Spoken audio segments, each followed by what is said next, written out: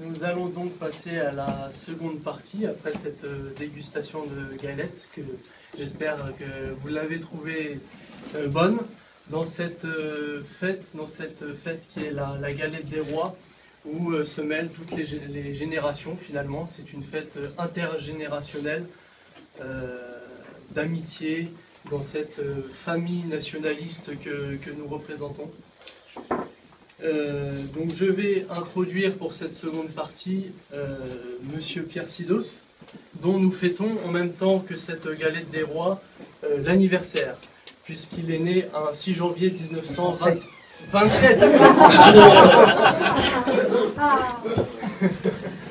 À 1927.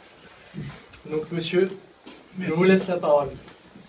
Eh bien, elle sera d'une façon très courte utilisée, ne serait-ce que parce que je me suis levé ce matin à 4h30, et il n'y a pas d'erreur quant à l'heure, de la même façon que vous faites des erreurs quant au millésime. Je dirais simplement quelques mots.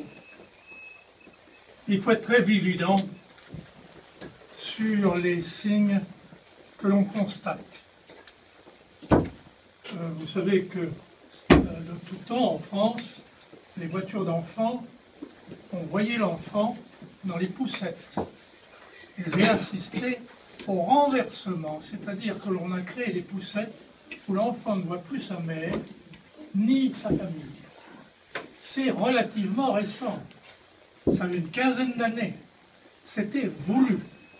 Il faut détourner l'enfant de voir le visage de sa mère ou de voir de ses parents. Il fallait lui faire voir le vaste monde. Et je vous assure, quand je vois des enfants, garçons, filles, dans la poussette, mettre-les devant le soleil, etc., ça me choque. Surtout que les parents ne les voient plus. Alors ça, c'est un signe parmi bien d'autres signes. Il y a les clochers d'église. Je le signale souvent. La Révolution française, par souci d'égalité, a décidé de raser tous les clochers. Parce que la taille des clochers était attentatoire à l'égalité des toits. Ça, c'est la première République. La cinquième a fait mieux. Si vous allez voir la première église qui soit, Sainte-Clotilde, vous apercevrez que Sainte-Clotilde est entourée de 3 tours monumentales qui fait qu'on ne voit plus du tout le clocher. Autrement dit, on ne le supprime pas en le coupant, on le supprime en l'empêchant d'être vu. Et puis, j'ai vu cette année le déchaînement contre la nativité, contre Noël. Je me suis dit, ben c'est ancien ça tout de même. C'est une histoire qui reprenne. Mais qu'est-ce qu'il y a derrière? Eh bien, tout simplement, quand j'étais en âge scolaire, on m'avait appris que lorsque Jeanne rentre et délivre Orléans, le peuple d'Orléans lui crie « Noël, Noël ». Et je me suis dit, ça c'est bizarre, pourquoi ce n'est plus utilisé? Alors, je me reporte mes dictionnaires Larousse de l'avant-guerre, c'était peut-être pas encore le 27, mais après, et sur les longues colonnes concernant Noël, je lis « Noël, cri que poussait autrefois le peuple français à l'occasion d'un heureux événement politique, naissance d'un héritier du trône, arrivée d'un souverain, etc. » C'était le cri de joie et de délivrance du peuple français pendant des siècles. Eh bien, ils ont réussi à le faire disparaître. C'est pourquoi il faut être très vigilant et ne pas les manquer. Il faut faire un relevé de ce que vous pouvez observer, comme quoi ils sont capables à la fois de couper les clochers et de les faire disparaître. Comme quoi ils sont capables d'inverser, vous voyez, c'est toujours l'inversion, des voitures d'enfants pour que les enfants ne voient plus leurs parents. Et de la même façon, comme quoi ils ont fait disparaître le vœu de délivrance de notre peuple, Noël. Oui, parce que Noël, c'est la délivrance, c'est la nativité, c'est le triomphe, le retour du soleil, c'est la naissance du christianisme qui a fait notre nation. Écoutez, en toute chose, je vous demande de la discernement, de ne jamais céder à la facilité. Et je crois que c'est peut-être une raison d'être né un 6 janvier dans la nuit d'une tempête épouvantable que on réagit et qu'on se dit que les choses ne sont pas très claires actuellement. Alors quand je dis que je suis né dans une nuit de tempête épouvantable, c'est vrai, mais comment se sont passées les choses? Alors je l'ai dit à nos amis le 6 février, parce qu'il y a une réunion précédente du 6 février à table, c'est tout simplement parce que ma chère mère, mon père était militaire de carrière en ce temps-là, résidait à Madagascar, j'étais conçu à Madagascar, et ma mère tenait à ce que ses enfants naissent en France, à la rentrée, faire ses couches en France. Mais de Madagascar à la métropole, en France, vous voyez la distance, c'était en bateau, les bateaux de l'époque. Alors, j'ai failli naître à Djibouti, j'ai failli naître à Port Saïd, vous imaginez, j'ai failli naître à Marseille, où ma chère mère a été débarquée en civière, et finalement, je suis allé naître dans l'île d'Oléron, dans une nuit de tempête. Alors, il y avait le souci de vivre et de naître en France, de la part de ma mère et puis de moi également. Parce que c'est un honneur d'être français, incontestable, un très grand honneur. Nous avons les plus grands littérateurs, nous avons les plus grands hommes militaires, nous avons un peuple magnifique, un territoire superbe. Et ma foi, au cours de l'histoire, la France n'a jamais failli disparaître, mais elle était très bas et il s'est trouvé des groupes d'hommes, des groupes de femmes. Notamment cette chose extraordinaire. Jeanne d'Arc est unique dans l'histoire de l'humanité. Alors vous voyez, ce monde médiocre. Je vous souhaite une année de santé, surtout. Il faut la garder, croyez-moi. Une année de bonne santé. Et surtout, de ne jamais accepter le mensonge. Ne jamais accepter le mensonge. C'est répugnant. C'est pourquoi, lorsque vous savez, je ne le répéterai pas, sans compter les années de campagne qui comptent double, eh bien, c'est ma satisfaction de pouvoir dire, lorsque je sais, même dans l'au-delà, que vous déplorez les drapeaux de la victoire, et bien de crier avec mon peuple, Noël, Noël. Noël, Noël.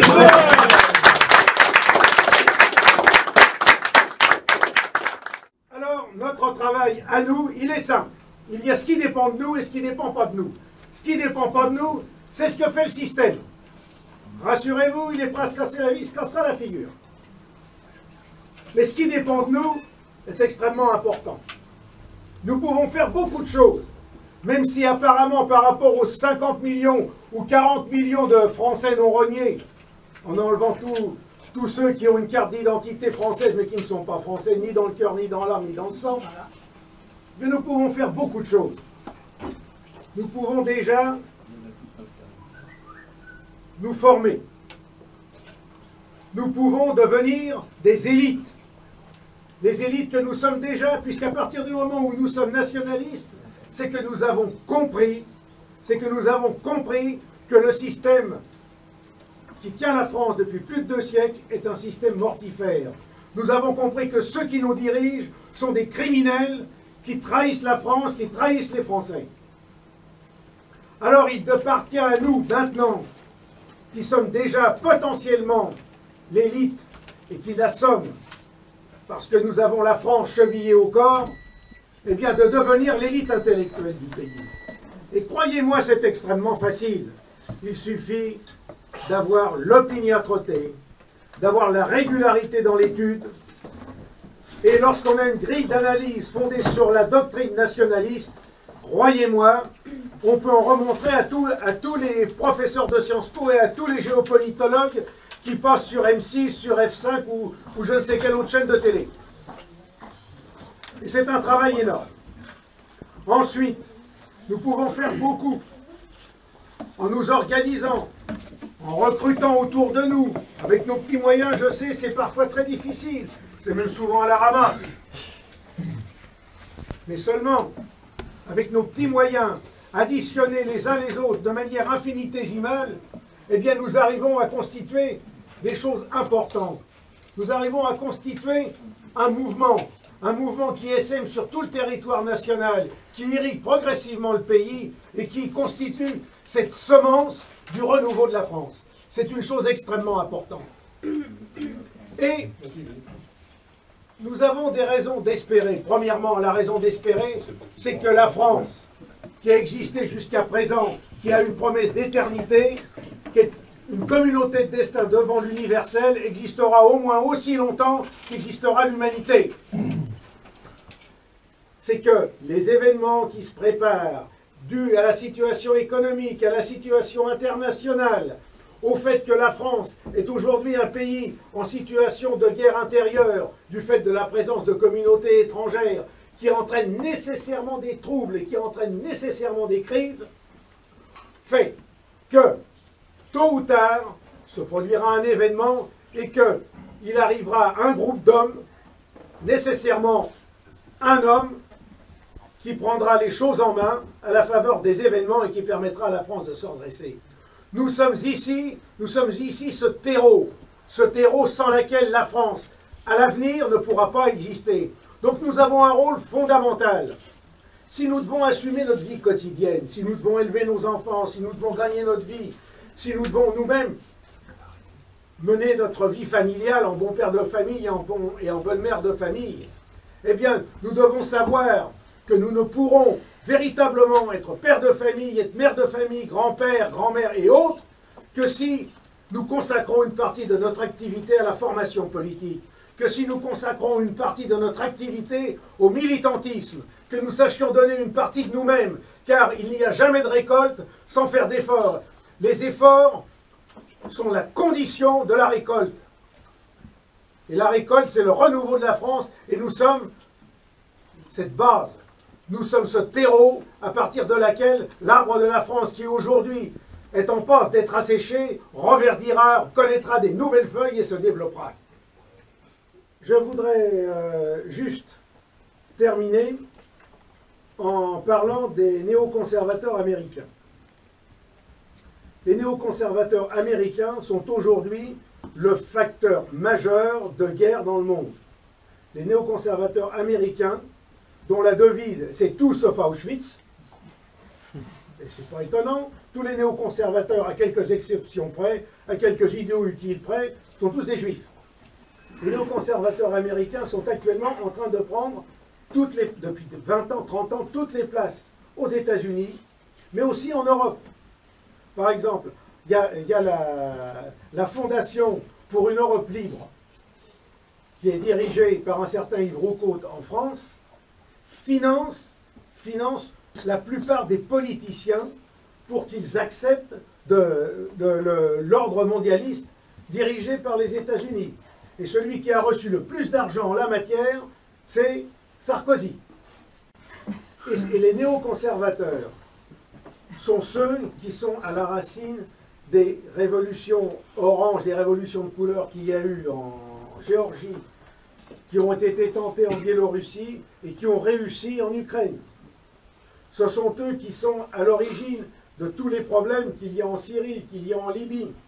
Et ces gens-là, si Sarkozy revient au pouvoir, eh bien, ces gens-là, ce seront eux qui dirigeront la France et qui, plus que jamais, nous entraîneront dans des conflits et nous entraîneront à un affaiblissement plus grand encore que celui que nous connaissons actuellement. Donc, pour commencer l'année, ce sont des choses qu'il faut bien avoir en tête, car au cours de l'année, tous ces événements-là, tous ces facteurs-là vont connaître des développements qui, lorsqu'on est averti, ne nous surprendront pas. Ils nous permettront peut-être pas de les éviter, mais nous permettront de les comprendre et de pouvoir éventuellement agir en conséquence. Les actes sont de plus en plus fréquents et de plus en plus violents. Ils maîtrisent de moins en moins les événements.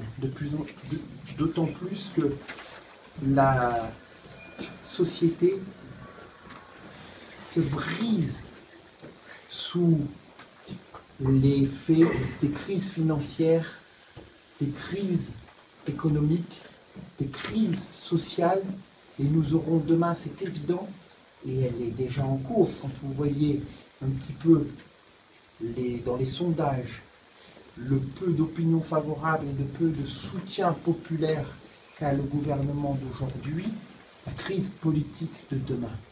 Pour changer réellement les choses, il faut une révolution. Une révolution au sens étymologique du mot. Une révolution, ça ne veut pas dire la violence. Octobre 17, 1 ou 2 morts. Les morts sont venus ensuite, quand le communisme a voulu imposer son monde antinaturel. L'Union soviétique est tombée, il y a eu 1 ou 2 morts, pas plus. Une révolution, c'est imposer une volonté. C'est une croyance qui s'effondre et une nouvelle qui naît. C'est ce que nous voulons imposer. Cette croyance, elle est simple, c'est celle des nations, celle de notre spiritualité, celle de notre identité, celle qui fait que nous sommes français et que chaque peuple en Europe a sa spécificité. C'est cette révolution pour laquelle nous travaillons, et pour cela il faut se renforcer, il faut renforcer cette minorité révolutionnaire que nous sommes, de ces minorités d'hommes qui font l'histoire, qui réellement changent le cours de l'histoire. C'est ce que nous sommes. Et je vous prendrai une simple preuve que nous sommes cette minorité indestructible, c'est le fait que nous existons toujours alors qu'ils ont prétendu nous dissoudre. Ce n'est pas du premier confort, mais c'est la preuve que nous sommes animés de cette volonté indestructible de ces hommes qui font l'histoire, qui décident un jour de se lever, de dire l'humiliation, ça suffit, les reculades, ça suffit. Nous avons eu peut-être le Front National, Jean-Marie Le Pen, avec ses votes importants, ses grandes manifestations, ses grandes fêtes populaires, mais nous n'avons fait que reculer toutes ces années. Nous avons fait que reculer toutes ces années. Eh bien, cette reculade, ça suffit. On a investi une tranchée et on a dit ici, c'est notre terre. Jamais vous ne prendrez cette tranchée. C'est ce que nous avons fait ces dernières années. De cette tranchée, quand les temps seront plus favorables, eh bien, nous jaillirons au cri de Noël, ça s'impose, qui vive France, pour reconquérir cette terre que nous n'aurions jamais dû laisser nous voler. L'heure de l'humiliation a suffi. Ça suffit. Ça suffit. Vous ne nous ferez plus reculer. Aujourd'hui vient le temps de la reconquête, mais il faut garder le calme des vieilles troupes. L'urgence, c'est de renforcer cette minorité révolutionnaire. Pour se renforcer, bien évidemment, il faut se renforcer numériquement, en nombre, mais il faut se renforcer en qualité. Une chaîne n'est pas plus forte que son maillon le plus faible. Soyons des maillons indestructibles. Notre volonté est l'addition de la volonté de chacun d'entre nous. Travaillons notre volonté. Soyons plus durs que l'acier. Ayons la couenne solide pour prendre des coups sans que ça nous fasse reculer. Et utilisons notre tête, notre intelligence. C'est important, c'est très important dans le combat terrible qui se mène. Utilisons notre intelligence. C'est important. Ce sont les vœux que je formule en ce début d'année 2015 qui débarque sous les meilleurs auspices. 2015, l'espérance est nationaliste l'avenir est à nous, parce que nous sommes l'éternité. Nous ne combattons pas pour nous-mêmes, pour des petits intérêts, nous combattons pour ce pays et cette civilisation qui a 2000 ans d'histoire, 2000 ans d'âge, et qui transcende nos petits soucis, nos petites difficultés. C'est pour cela que l'espérance est nationaliste, c'est pour cela que cette année 2015, nous en ferons quelque chose, non pas pour nous, mais pour la France, pour ceux qui nous ont précédés, pour notre peuple aujourd'hui, même si nous pouvons lui en vouloir, mais ça reste notre peuple. Nous ne pouvons pas insulter notre peuple. Et pour ceux qui sont à venir, c'est-à-dire nos enfants, en avant la victoire, mettre chez nous, 2015 pour cela, j'en suis certain, sera très favorable. Je vous remercie.